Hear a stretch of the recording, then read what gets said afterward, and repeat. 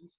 So die Mindmoose Instituut se leesgereedmakingsprogram is 'n program wat in die aard van die kind en met die totale wete en werking van hoe werk 'n kind se brein, en jy kan nie van die brein praat sonder hulle sensoriese stelsel en sonder hulle motoriese stelsel nie. So ons verstaan die kind en hoe leer die kind se brein, en op hierdie manier met hierdie program omskep ons klank, want onthou, tot hierso so by 6-jarige ouderdom, 6 jaar, min of meer, gebruik die kinders meestal net verbale taal. Met ander woorde, hulle luister en hulle praat. So hulle is bewus van klank, maar ons moet hulle ore fyner instel op klank, want die program help, want dit is ek nou vir julle waar die grootste probleem in ons land kom met lees, is almal praat van dekodering, maar wie praat van kodering? So die oomblik as ons met hierdie program klank kan omskep in simbool, wat jy kan skryf en sien. Wat jy sien, as jy gou terugdink aan prentjies, skepende aktiwiteite in 'n kleuterskool, nê? Nee. Skepende aktiwiteite in 'n kleuterskool, ek gaan nou meer daaroor sê. Wat maak ons? Klank. Dit wat ons beleef het, dit waaroor ons gepraat het, die tema van vandag.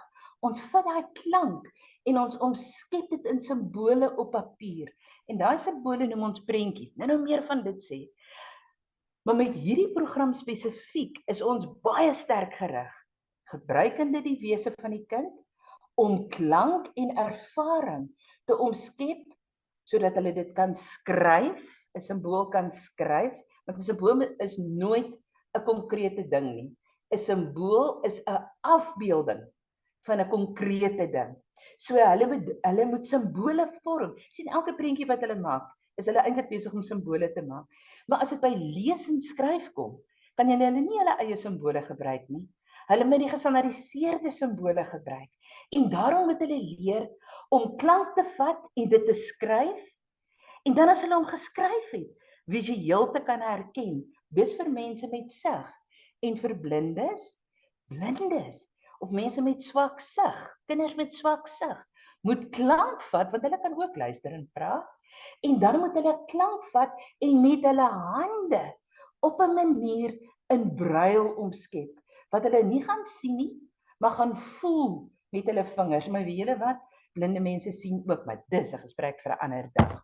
So het julle hom, so die leesgereedmakingsprogram, wat is dit? Hoe werk dit?